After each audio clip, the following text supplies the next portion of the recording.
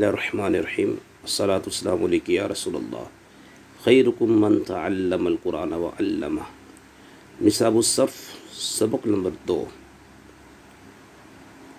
کلمہ اور اس کی مختلف تقسیمات۔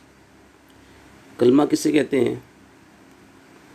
ہر با معنی لفظ کو کلمہ کہا جاتا ہے، جیسے رجل مرد، طفل بچہ وغیرہ۔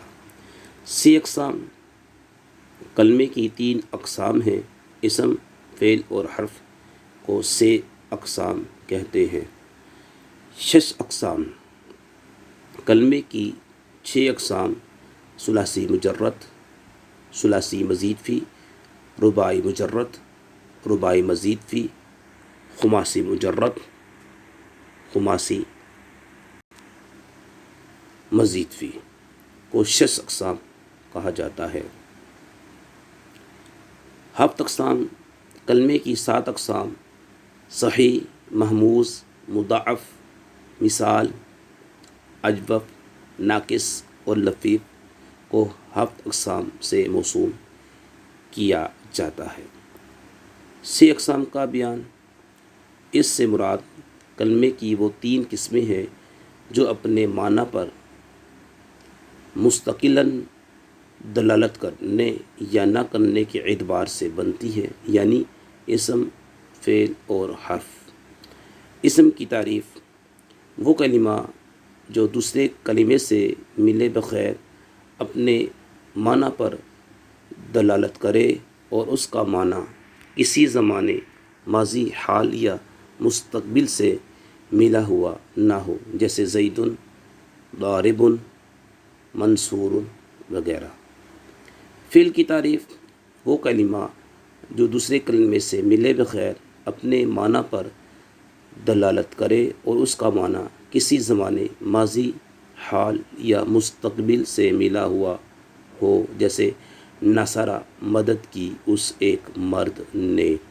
حرف: وہ کلمہ جو دوسرے کلمے اسم یا فعل سے ملے بغیر اپنے معنی پر دلالت نہ کرے، جیسے من سے الی تک۔ پھر مشتق ہونے یا نہ ہونے کے اعتبار سے اسم کی 3 اقسام ہیں: مصدر، مشتق، جامد۔ مصدر: وہ اسم جس سے دوسرے کلمات مشتق یعنی بنتے ہوں اور وہ خود کسی سے مشتق نہ ہو۔ اس کے اردو ترجمے میں نا آتا ہے، جیسے نصر، مدد کرنا، ضرب، مارنا۔ مشتق: وہ اسم جو مصدر سے بنایا جائے، جیسے ناصر، مدد کرنے والا۔ یہ ینصر سے بنایا گیا ہے اور ینصر نصر سے بنایا گیا۔ جامد: وہ اسم جو نہ خود کسی سے بنا ہو اور نہ اس سے دیگر کلمات بنتے ہوں، جیسے زید، بکر وغیرہ۔ سوالات اور مشق۔ 6 اقسام، 6 اقسام اور 7 اقسام کسے کہتے ہیں؟ 6 اقسام۔ کلمے کی 3 اقسام ہیں، اسم، فعل اور حرف کو 6 اقسام کہتے ہیں۔ 6 اقسام۔ کلمے کی 6 اقسام: ثلاثی مجرد، ثلاثی مزید فی، رباعی مجرد، رباعی مزید فی، خماسی مجرد، خماسی مزید فی کو 6 اقسام کہا جاتا ہے۔ 7 اقسام۔ کلمے کی 7 اقسام: صحیح، محموز، مضاعف، مثال، اجوف، ناقص اور لفیف کو 7 اقسام سے موسوم کیا جاتا ہے۔ آگے ان تمام کی تعریفات بھی آ رہی ہیں۔ اسم، فعل اور حرف کی تعریفات و امثلہ بیان فرمائیے۔ اسم کی تعریف: وہ کلمہ جو دوسرے کلمے سے ملے بغیر اپنے معنی پر دلالت کرے اور اس کا معنی کسی زمانے ماضی، حال یا مستقبل سے ملا ہوا نہ ہو، جیسے زید، ضارب، منصور وغیرہ۔ فعل: وہ کلمہ جو دوسرے کلمے سے ملے بغیر اپنے معنی پر دلالت کرے اور اس کا معنی کسی زمانے، ماضی، حال یا مستقبل سے ملا ہوا ہو، جیسے نصرہ مدد کی اس ایک مرد نے۔ حرف وہ کلمہ جو دوسرے کلمے، اسم یا فعل سے ملے بغیر اپنے معنی پر دلالت نہ کرے، جیسے من سے الی تک۔ اسم کی کتنی اور کون کون سی قسمیں ہیں، اور ہر ایک کی تعریف اور مثال بھی بیان فرمائیں۔ پھر مشتق ہونے یا نہ ہونے کے اعتبار سے اسم کی 3 اقسام ہیں: مصدر، مشتق، جامد۔ مصدر وہ اسم جس سے دوسرے کلمات مشتق بنتے ہوں اور وہ خود کسی سے مشتق نہ ہو۔ اس کے اردو ترجمے میں نہ آتا ہے، جیسے نصر، مدد کرنا۔ مشتق وہ اسم جو مصدر سے بنایا جائے، جیسے ناصر، مدد کرنے والا، ینصر سے بنایا گیا ہے اور ینصر نصر سے۔ جامد وہ اسم جو نہ خود کسی سے بنا ہو اور نہ اس سے دیگر کلمات بنتے ہوں، جیسے زید، بکر وغیرہ۔ الف درجہ ذیل کلمات میں سے اقسام الگ الگ کریں۔ ضربہ مارا اس ایک مرد نے، یہ سے اقسام میں فعل ہے۔ علی یہ سے اقسام میں حرف ہے۔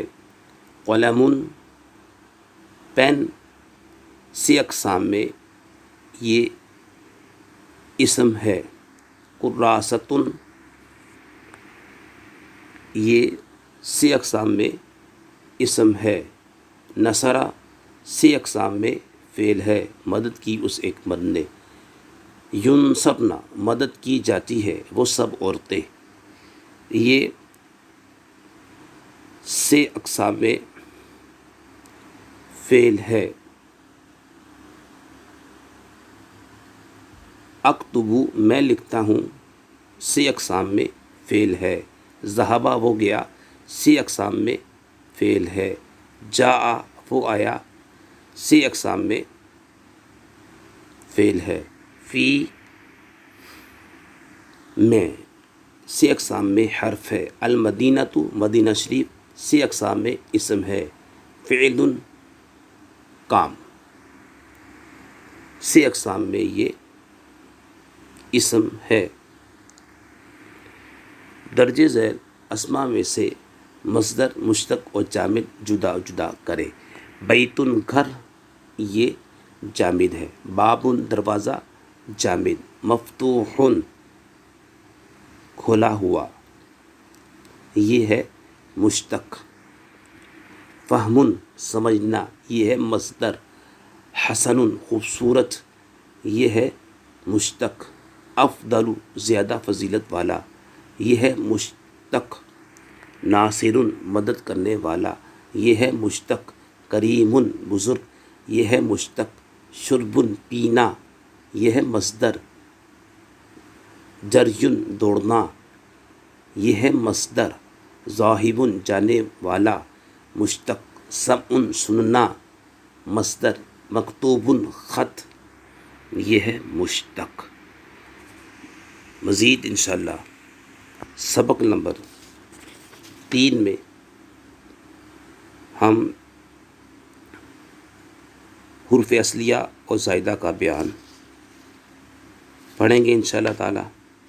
اللہ پاک سے دعا ہے جو ہماری اس مووی کو زیادہ سے زیادہ لائک کرے، شیئر کرے، اے اللہ اس کے سینے کو علم نافع سے بھر دے، اس کے والدین پر رحمت نازل فرما۔ وما علینا الا البلاغ المبین۔